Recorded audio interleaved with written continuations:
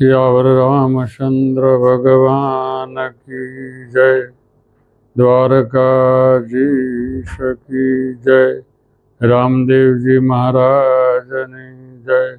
दान महाराज ने जय। आपा गिगा ने जय। विहड़ानाथ ने जय। गेबीनाथ बापा ने जय। जय जय सीताराम। ओम नमः पार्वती पति हर हर महादेव।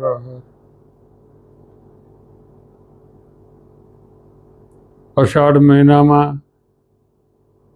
रामदेवजी महाराज नो पाठ अषाढ़ सुद बीज अने तारीख 16 गुरुवार ते दिवसे रामदेवजी महाराज नो 52 ज्योतनो पाठ है। ए पाठना दर्शन करवा पोतानी आँखथी अने पोताना हृदयथी जे भाव होय छे एनी अंदर ज्यारे रामापीरनो पाठ हरेक जग्याए थतो होय छे। कोई जग्याए 33 ज्योत होय, कोई जग्याए 5 ज्योत होय, कोई जग्याए 1 ज्योत करी होय। आपणे रामापीरना मुख आव्या पछी આપણે 52 જ્યોત કરવી છે।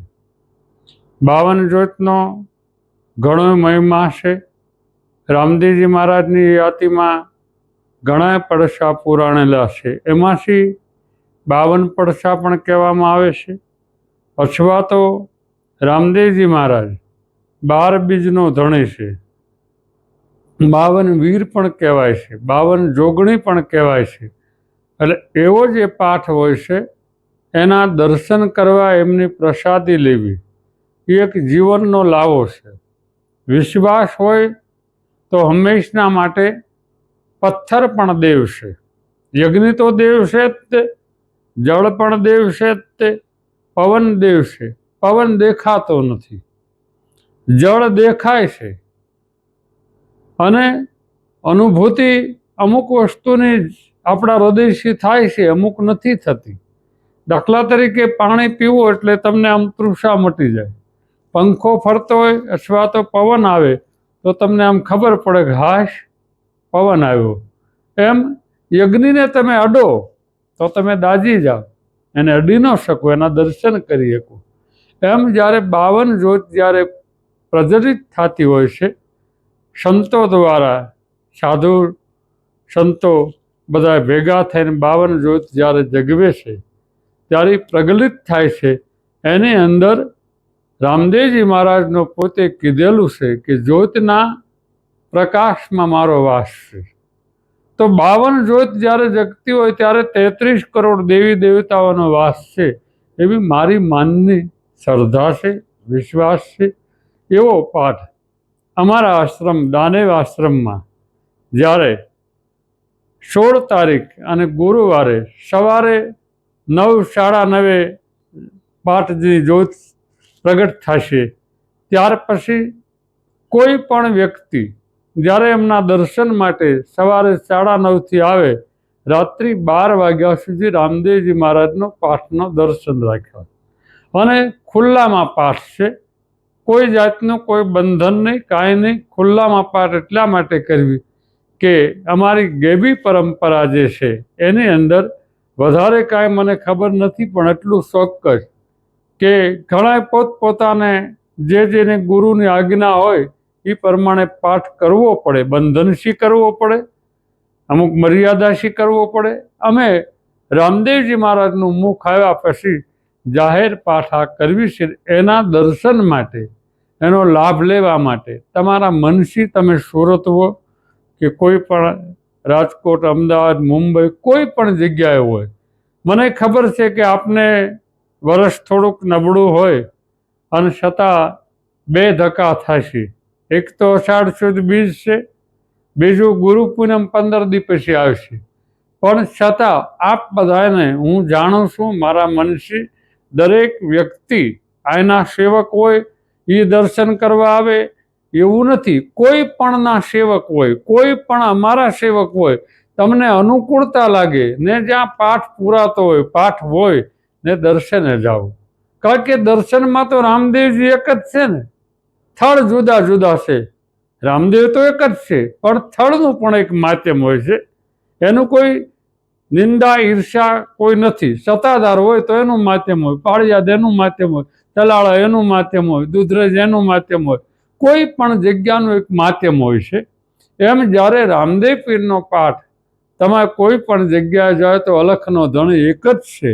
એટલે એના દર્શન કરવા, અને પહેલું કે દર્શનની સાથે 3 વસ્તુ થતી હોય. આમ તો ઘણી થાય, પણ મારા અનુભૂતિ એક તો તમે કોઈ પણ પાઠના દર્શન કરવા જાઓ એટલે તમને મોબાઈલથી તમે દર્શન કરી શકો, લાઈવ પ્રસારણ તમે કરો તો દર્શન કરી શકો, પણ પ્રસાદ તમને લાઈવ પ્રસારણ કઈ રીતે આપવો એ તો તમારે પોતાને જ લેવા આવવો પડે. દાખલા તરીકે માનો કે આપણે કાચની બરણીની અંદર પેંડા પડ્યા હોય અને એનો ફોટો આપણે ઘરે રાખવી, તો એ બવણી ફોટામાંથી કાંઈ ખુલ્લે નહીં.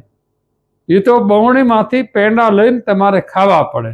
એમ જ્યારે તમે એમ મનસી માનો કે આપણે મનસી માની લેવી, ગા રામાપીર બાપા માની લેજો, આ 52 જ્યોતના દર્શન અહીંથી કરી લીધા, પણ પ્રસાદનું માધ્યમ કોકને આપણે કહીએ પ્રસાદ લેતા આવો, તો એ પ્રસાદ કદાચ લેતા આવે, બરોબર છે, પણ તમારી આગળ જ્યારે ઈશ્વરે સગવડ આપી હોય, ઈશ્વર તમને સંપત્તિ આપી હોય, તો આપણે 2 દિવસ કદાચ ગુરુ પૂનમ છે અને અષાઢ સુદ બીજ છે, 2 નજીક આવે છે, છતાં આપને કોઈ કપાણ હોય, કોઈ તકલીફ આવી હોય, કાંઈ પણ પરિસ્થિતિ કંઈ એવી હોય તો ન આવો તો મનસી ઈશ્વર માની લે. પણ આપણે કોઈ જાતની કાંઈ તકલીફ ન હોય, કાંઈ પણ કોઈ પરિસ્થિતિ એવી ન હોય તો બને ત્યાં સુધી તમે જ્યાં જતા હો, કોઈ પણ સ્થળ ઉપર, કોઈ પણ જગ્યા ઉપર, કોઈ પણ મંદિર ઉપર અષાઢ સુદ બીજનું અતિ માધ્યમ છે.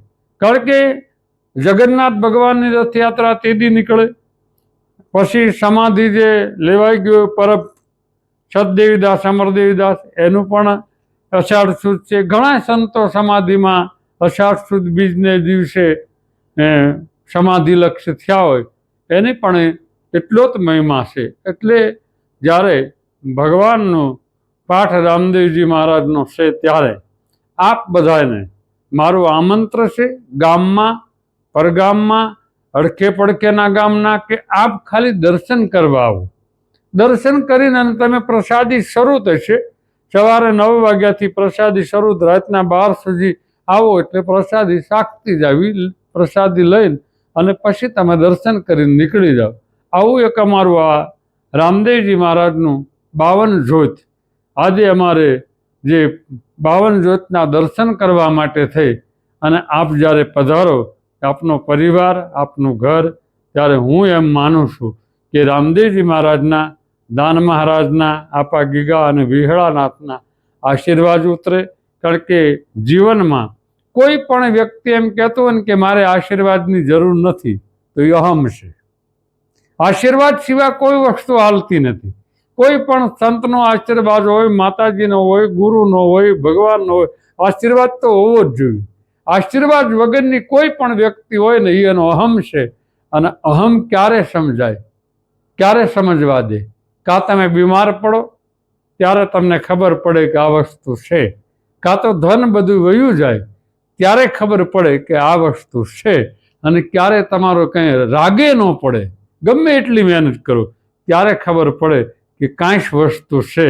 પછી આપણે પિતૃને માનતા હોય, માતાજીને માનતા હોય, ભગવાનને માનતા હોય, દરેકને માનતા હોય, એવી પરિસ્થિતિમાં મારે ને તમારે એટલું જ ધ્યાન રાખવાનું કે ભવિષ્ય અને ભૂતમાં કોઈ દિવસ વિશ્વાસ છે એને ડગાવવો નહીં.